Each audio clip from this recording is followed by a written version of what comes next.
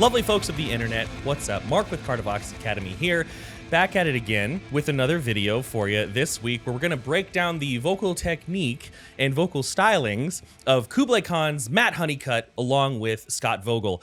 Pretty excited because, number one, I like Kublai Khan. I haven't heard a whole lot of their discography, but everything I've heard I've really liked. Actually, one of my former students and one of the mods in our Discord community, Bluey, actually introduced me to Kublai Khan, The Hammer, and that song absolutely slaps. So I'm excited to see what this is all about. And it's going to be fun. I'm not too familiar with Scott Vogel's vocals. He's in a band, I believe, called Terror. And if I really like it, you know, maybe I'll check out some of his vocal work as well.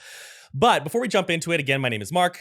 I am a metal vocalist in 3 bands, only one of which is really active right now, and that's Kardashev. The other 2 are Never Breath and Viramia. And I'm also a metal vocal coach. I specialize in teaching people how to make all of these angry, gurgly, grunty, deathcore, death metal, or hardcore sounds for a while and doing it as safely as possible. Now, with that being said, on the channel here, we take the reaction format, we break it down, we talk about vocal technique, and we try to make it as fun and as educational as possible. So if you're in for that sort of thing, be sure to like, share, and subscribe. It means a lot, helps the channel grow, and it's a lot of fun. Again, we also, like I mentioned before, we do have a Discord community accessible through our Patreon, which is a lot of fun. We have hangouts every Friday night, one of which recently lasted for like 17 hours. I was only there for like 8 of those hours, but they last for like 17 hours. We've got karaoke events on Sundays and vocalist little support sessions, I guess, where we all talk about the journey of being a vocalist on Sunday. So something to check out. But that's enough of that. Let's talk Kublai Khan. Let's have a good time. I'm expecting a lot of harsh shouting. A lot of true chord phonation under a bunch of shaky, crazy distortion. So let's go ahead and jump into it. This is Swan Song by Kublai Khan. I don't know if like you're supposed to say the TX. I think that just means Texas. I don't know. If you know the background behind that, let me know in the comments below because I'm not too sure. But anyways, let's go ahead. Let's jump into it. Kublai Khan, Swan Song featuring Scott Vogel. Let's go. To all the ladies working Iowa 80, selling pussy to the chrome on the interstate, living hard life, working long nights, and by every man you ever loved, till your heart dies. You're my mother, you're my sister, and a daughter tonight. For every bruise, an excuse, I've been too good at eyes. For all the fear, every tear, slowly burning your sight. For every moment in the light, I'm fucking seeing you tonight. Goddamn. And now that we just hit that part, I'm going to go ahead and pause it. Close to 40 seconds. If you know, you know. Because again, the primary focus here is talking vocal technique. So this is really cool. First and foremost, good Sir Honeycutt lost the braids, which is, you know, hey, that's cool. I thought the braids looked dope, but you know what? You look great no matter what you're doing. But a couple of things that I want to point out. So this scream, we're going to go more into detail. I don't want to, you know, spend a whole lot of time at the front talking too much, but this scream carries a lot of our natural voice through it. And I want to set the precedent. I want you to understand now that that is inherently risky. It just is, right? If I was to tell you the opposite, I would be a liar. You know what I mean? Or at least not have a good understanding of what I'm trying to teach you.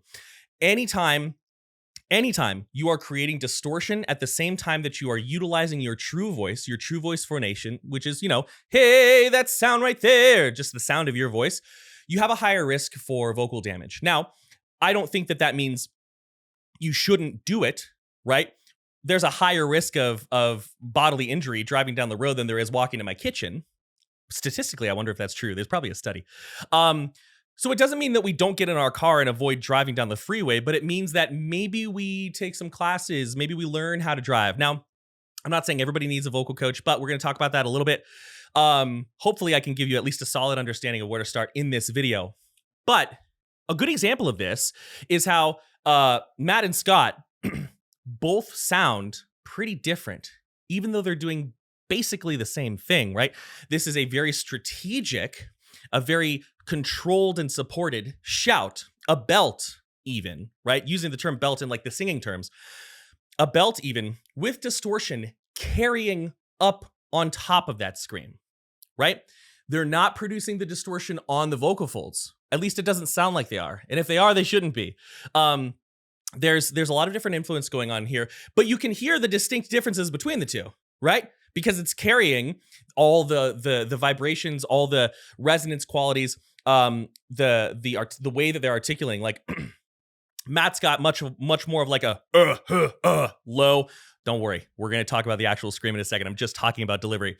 He's got more of an warm, low, pointed low resonance and timbre to his voice, whereas Scott has a little bit brighter, a little bit more bright and forward. Let's keep going though. I'm going to go a little bit back because this section absolutely slaps. Also, one thing I like about the scream is you can understand what they're saying pretty well, and this song sounds pretty real. I'll put it to you that way. This song sounds heavy in both music and content, but let's go. Burning your side for every moment. I fucking see you tonight. Goddamn.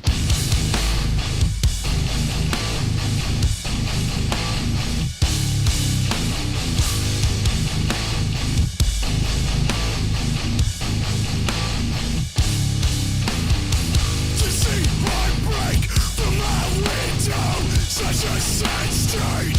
I can't stop to even help you. What the hell can I do?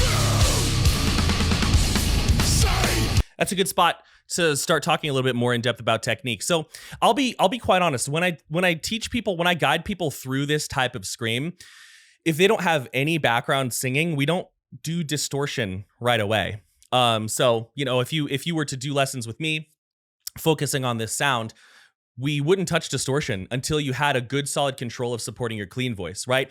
If we think about this sound, a really common misconception that a lot of people make is that it's a low, like he's down in the depths of his chest, summoning this sound and like pushing it out from here. But if we listen to the pitch underneath his voice, you can actually hear that he's kind of like on the upper end of his modal voice, right? When I say modal voice, we can kind of use that as like chest voice. He's not in his head. He's not even in like a mixed resonance, right? All resonance is a mix, but he's not in like his mixed voice or his falsetto. He's at the top of his spoken register. And as an example of what that means, right? So this is like right now, I'm talking in my YouTube voice, right? This is not how I normally talk. This is pretty close to like my customer service voice back when I was working at, right? Or very large financial institution. And if I was calling out to somebody, I would lift maybe even a little bit more. Hey, hey, hey. The way I talk at home, it's probably more about here. What's up, guys? Yeah, so I'm replaying the Mass Effect trilogy, and it's fun. It's cool.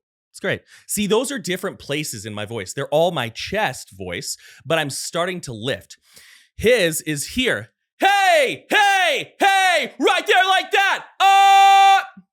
Now, if you're not able to do that without straining your voice, you don't have a lot of business putting distortion on it. I know that sounds really cut and dry, very black and white. Some people can figure this out and they make it through, and that's totally fine. And that's awesome. More power to them. But chances are that you're not the exception, right? I certainly was not, right? So one of the things we start with is the understanding that the way we access higher spaces in our voice is by getting support from down low. Now, I totally know that that's like a voice vagism, right? Breathe from the diaphragm, use the diaphragm. The hell does that mean, right? Essentially, to keep it kind of short, because, sometimes we'll spend a whole hour on that. But to keep it kind of short, we can think of our body as a lot of different instruments. Bagpipe is a good one. Clown horn is a really good one. Let's see how my clown horn noise is today. I do this all the time with my students because I'm trying to get better at my clown horn. So if we do a clown horn noise, yeah, we squeeze the clown horn. We squeeze that bulb at the end of the clown horn. It moves sound outward. Well, when I breathe in, I kind of think of myself as a little bit of a clown horn, right?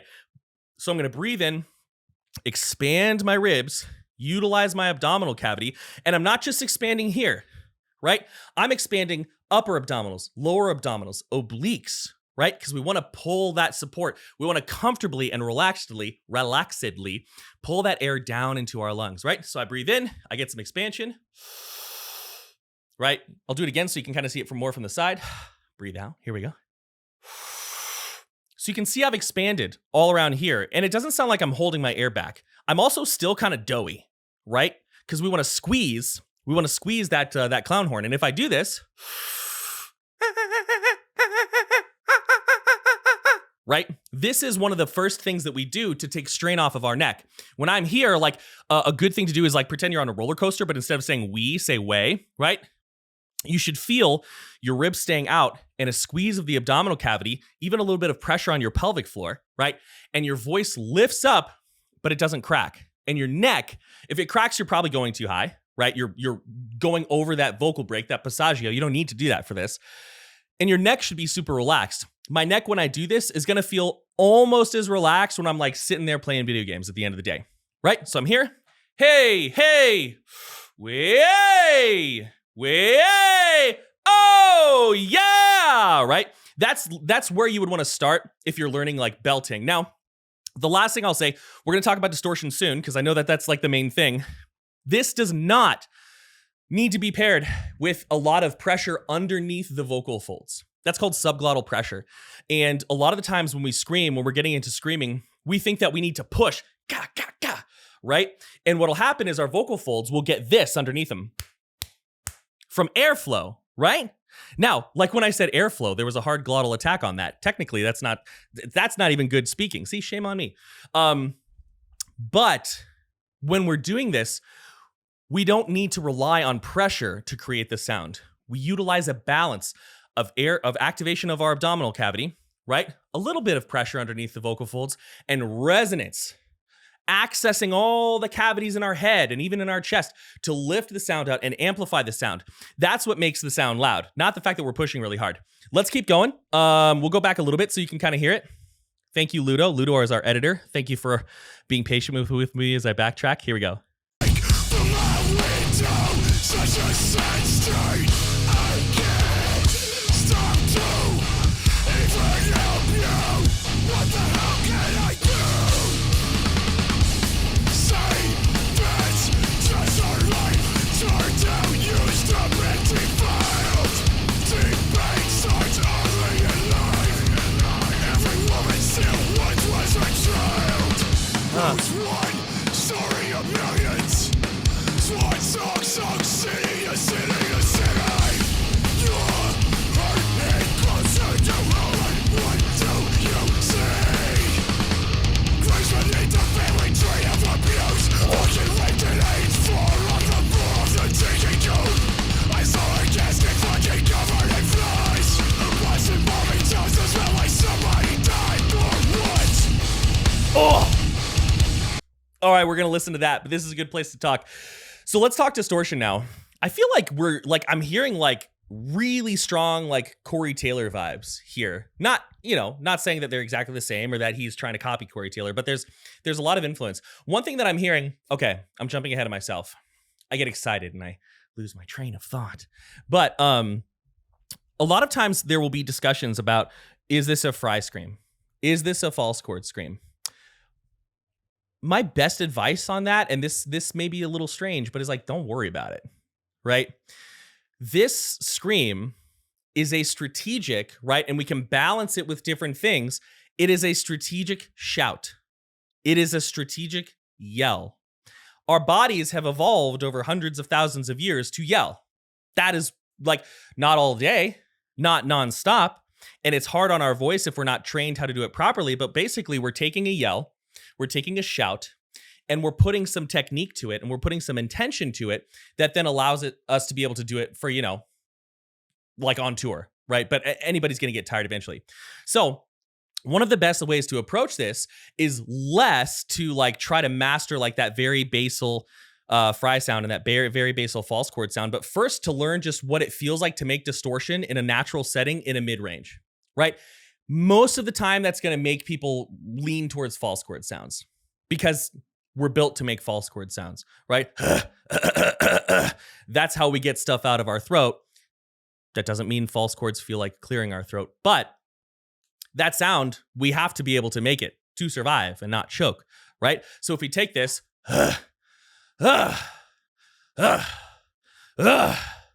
hey, we take that and we perfect it. Now, you might be wondering like, well, that doesn't sound like there's a lot to that, Mark. How am I perfecting that? And that's a valid observation. Well, there are multiple places that we can feel our distortion, right? We're taking an action that's very casual and we're putting intention to it and turning it into more of an art form, right? There are multiple places that we can feel our distortion, the grit, right? The actual rasp, because the way that this sound works is soft tissues in our vocal anatomy are shaking around, moving the airflow and disturbing the airflow, thus making those changes to the sound itself, causing the distortion. The airwaves are getting messed up, basically, by that movement. So we're gonna have a feeling of scratchiness and grit, but it's a matter of where. If you feel the majority of your distortion, it's kind of flipped, so let's do it that way. There we go. If you feel the majority of your distortion happening right on your vocal folds, which if you don't know where your vocal folds are, you can touch your chin, trace your finger all the way back, and when you feel the biggest bump right there, right? Everyone will feel it. For some people, of course, it's less prominent than for others. Your vocal folds are right behind there, right? So if you're feeling a ton of the distortion here, you're going to tire out. Even if it doesn't hurt right now, it's going to tire you out and you're going to feel it later. And over time, you can build up calluses and nodules on your actual vocal folds. So what we do is we learn how to, again, lift our clean voice and then add a little bit of distortion to that in a very low level, comfortable setting to be able to get more of that distortion feeling up here. You may never stop entirely feeling distortion in the bottom of your throat. I've learned over time that different people with slightly different structures, some feel it entirely up here, some feel it a little bit lower. That's, I think, just coming from the variance of people. For like example, my high vocals, I not hyperbolically, literally feel everything right here. That's just me, right? As long as you're not feeling it on the vocal folds, and you'll know, right? That's what we're wanting to avoid. So if I change my resonance placement, if I'm screaming like right here, if I'm like, hey, this is my post-hardcore scream, my distortion is going to be down there as well. And it's not going to be comfortable. Most people are not going to need to drop their larynx to do this, right? Instead, what if I go back to that calling space after I've learned how to engage my core and after I've learned how to be comfortable supporting my voice without squeezing my throat, right? Hey, hey, hey, hey, yeah, yeah, yeah, right? I'm right there. Now I have this, hey, hey, hey, hey, hey. Doesn't sound like the scream we're going for yet. Hey, hey, hey. But if I slowly start to put them together, hey, hey, hey, hey, hey, say, we start to get that similar sound, right? Now, he also sounds like he's adding a little bit of his arytenoids to it, which I think is really fascinating. Maybe we'll talk about that a little bit in a second. Although I imagine we've got a section from Scott coming up here. But when I do that, it's very comfortable. One thing that you may get is a lot of saliva production here. That happens to me all the time because you have salivary glands that are shaking, right? I remember I get regular checkups at my ENT because I do a lot of vocals, so I just want to be sure of things. And I asked him that question. I was like, yo, sometimes when I'm doing certain vocals, I feel fine. I haven't lost my high voice. I can sing in a crappy little falsetto with no issue. But I get a lot of saliva. And that's what my doctor told me. So I'll pass that information on to you. Anyways, we'll talk a little bit more about arytenoidal influence here in a second, as well as delivery, because of course, this, hey, whoa, it's the same, but different, right? It's raw, it's uncooked, it's unpolished.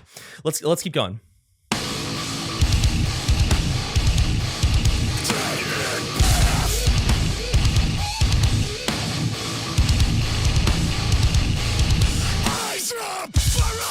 Yeah. The runaways enslaved unwillingly. Drug addiction, dereliction, dying from trauma-induced conditions.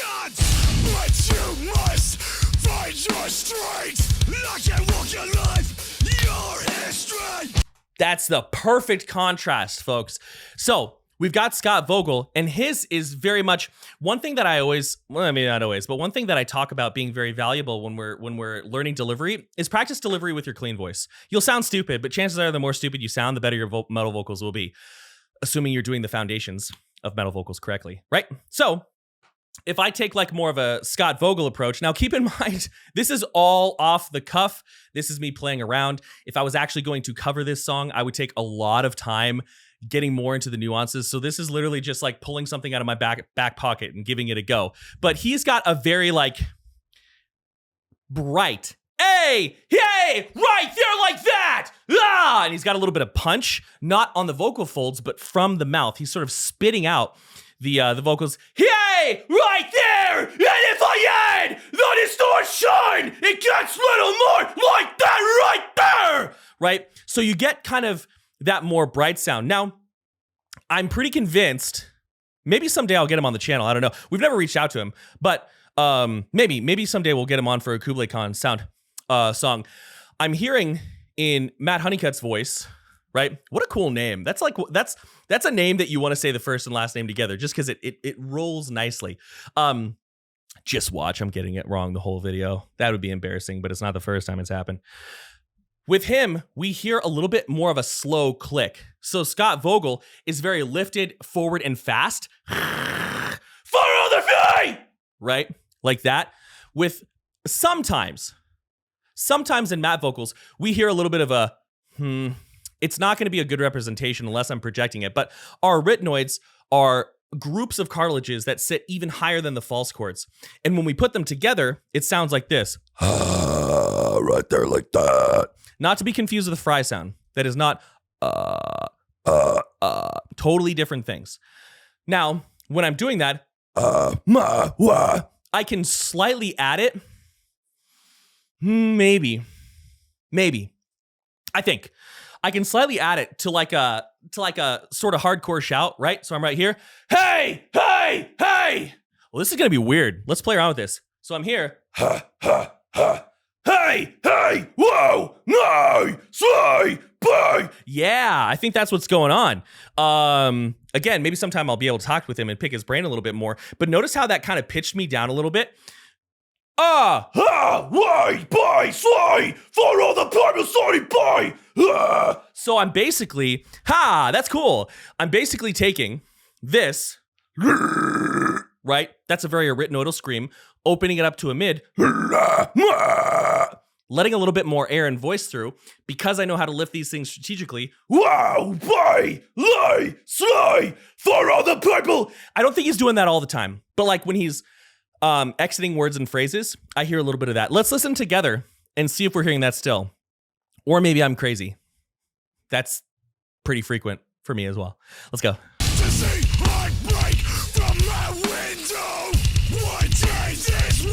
Yeah, I hear that on window. Now, admittedly, we've probably got double tracking.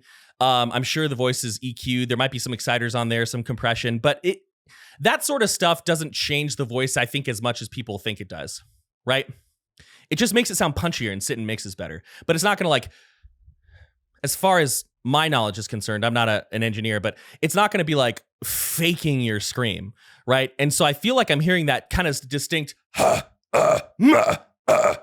mixed into that. Yeah.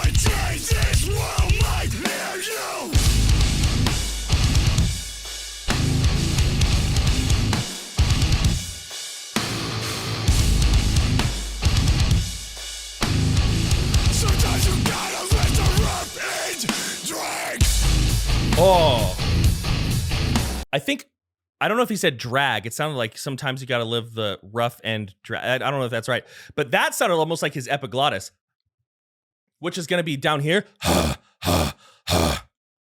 I'll be on much love.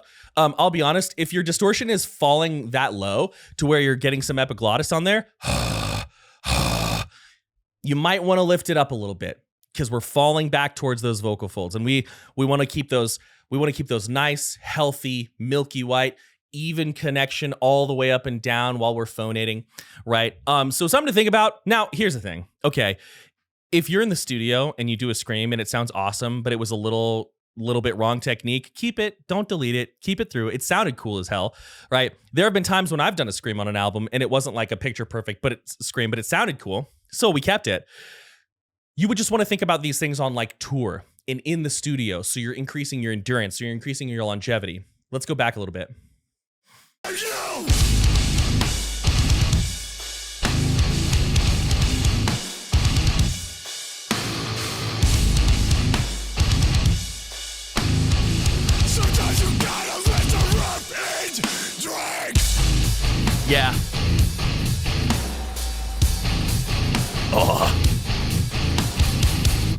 I've learned that I'm worthy, and just because I have something, I don't have to use it as a tool, meaning my tits, my ass, and my pussy.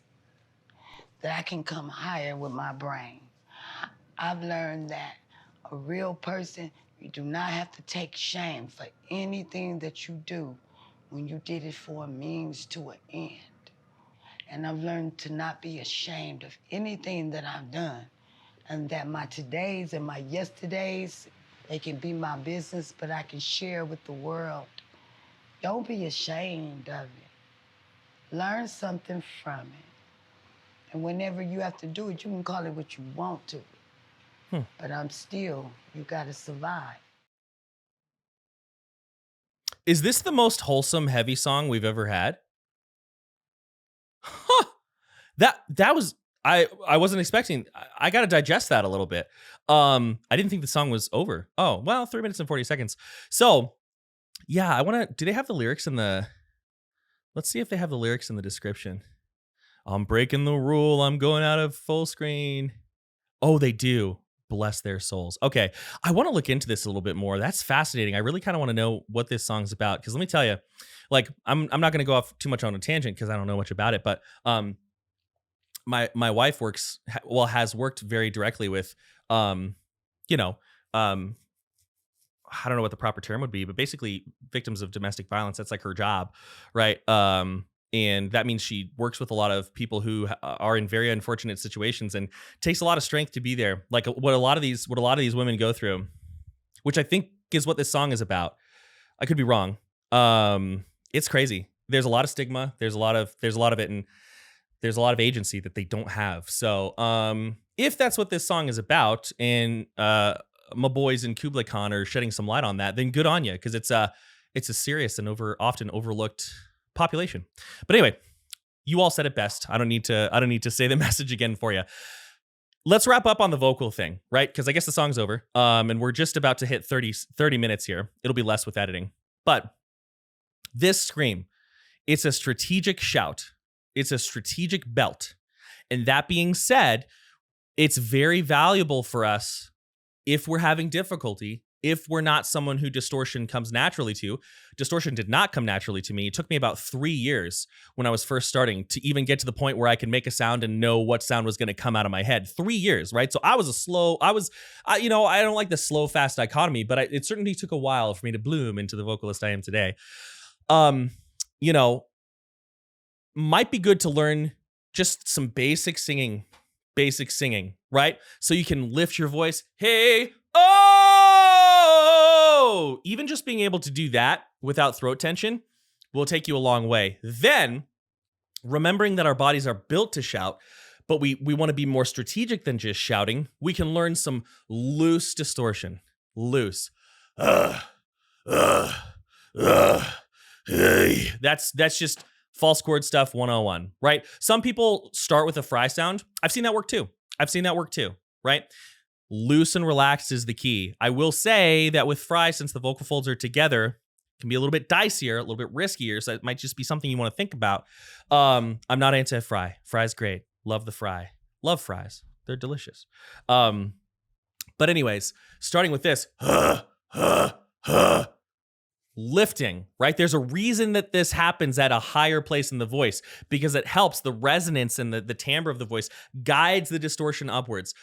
No, even like, okay, so if I'm going to do like a super deep guttural, like,